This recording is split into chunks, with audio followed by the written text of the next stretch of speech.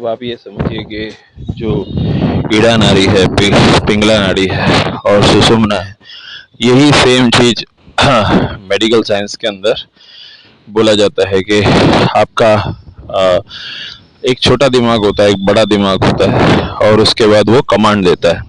जैसे ही छोटा दिमाग के पास कोई इंफॉर्मेशन आती है, आप गाड़ी चला रहे, गाड़ी चलाने के अंदर दूसरा सामने से एक दूसरी गाड़ी आ गई, तो छोटा दिमाग बड़े दिमाग को कमांड देता है, बड़ा दिमाग हाथ को कमांड देता है कि आप ब्रेक लगाओ नहीं तो एक्सीडेंट हो जाएगा। ठीक है, आप ऐसे ही जा रहे हैं, उसमें आपको सामने से आग दिखाई दी, आग से आपके स्किन के ऊपर जरा सा आपको लगा कि गर्मी लग रही है, तो छोटा दिमाग तुरंत अलर्ट देता है बड़े दिमाग को, बड़ा दिमाग उसके अंदर सूचना देता है हाथ को कि तुरंत हाथ हटाओ नहीं तो हाथ जल जाएगा।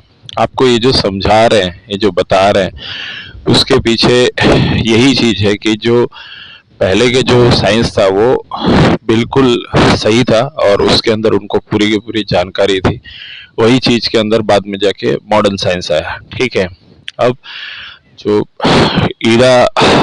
ईड़ा है और पिंगला है और सुषुम्ना है, तो इसके अंदर जो जो सुषुम्ना जब चलती है तो उसके अंदर बोला जाता है कि आपका जो ध्यान है और आपके अंदर जो ऊर्जा जो बननी है वो बहुत ज़्यादा बनती है। उसके अंदर आप अगर सुषुम्ना अवस्था में मतलब 1 घंटा भी रहते हैं तो उसके अंदर आपका मतलब ध्यानस्थ स्थिति की वजह से आपको ऊर्जा बहुत ज़्यादा मिल जाती है, जो ऊर्जा है वो बहुत ज़्यादा मिलती है। ठीक है, अभी आप ये समझिए कि जैसे ऊर्जा बहुत ज़्यादा मिलती है, वही ऊर्जा आपको जब आप सोते रहते हैं, ठीक है, आप सो रहे हैं उस समय के टाइम पे आपका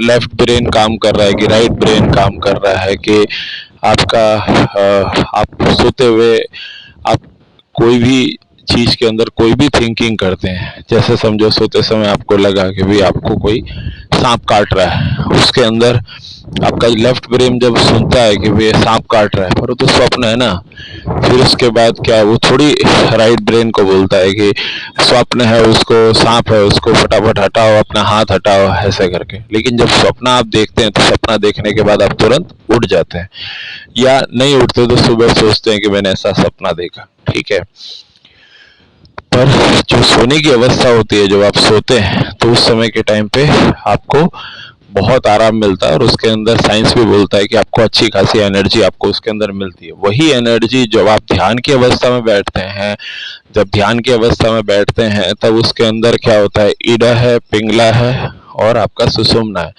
तो आपका सुषुम्ना धीरे धीरे करके जागृत होता है, आपका श्वास मध्यम होता जाता है और उसके बाद आप एक दिशा में आपका माइंड हो जाता है और उसके बाद फिर आप रिलैक्स हो जाते हैं। रिलैक्स होने के बाद फिर ऐसा होता है कि आपको वही ऊर्जा मिलती है जो सोने से मिलती है। आप ये बात समझने की कोशिश कीजिए जो हम बता रहे हैं कि ऊर्जा जो मिलती है वो जो सोने से जो ऊर्जा मिलती है वही चीज मिलती है। जैसे कोई भी व्यक्ति दौड़ रहा है, कमाने के लिए दौड़ रहा है, कुछ चीजों के लिए दौड़ रहा है, कोई भी भगवान की स्तुति कर रहा है, या समझो कि घर में कुछ नया सामान मिलता है तो उसको बोलते हो क्या, बोले इससे मुझे खुशी और शांति मिलती है। वो क्या बोलता है, इससे मुझे खुशी और शांति मिलती है।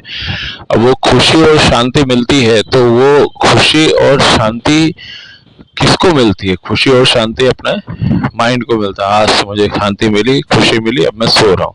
शांति मिलेगी उसके बाद तो सोएगा। वही जो चीज है, वही जो सुख है, वही जो खुशी और शांति और सुख है, वो व्यक्ति जब ध्यान की अवस्था में होता है, उसका सुषुम्ना के अंदर से जब श्वास का आवागमन होता है तो वो चीज के अंदर उसको वही फीलिंग आता है और वही फीलिंग जो आता है, वही फीलिंग यानी उसको जो अनुभव होता है, वही जो सोने में जो अनुभव होता है।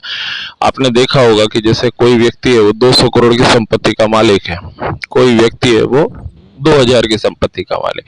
अब दोनों को साइड साइड में लेटा दो तो ये आप नहीं गैस कर पाओगे कि वो जो सो रहा है, वो कुछ अलग तरह से सो रहा है, ये कुछ अलग तरह से सो रहा है। दोनों एक ही तरीके से सोते हैं। आप समझ रहे हैं चीज को? ठीक है, एक 200 करोड़ की संपत्ति के मालिक को और 2000 की संपत्ति के मालिक को बाजू बाजू में लिटा दीजिए, उसके बाद ये आप नहीं कह सकते कि वो जो सो रहा है वो अलग तरह से सो रहा है, ये कुछ अलग तरह से सो रहा है।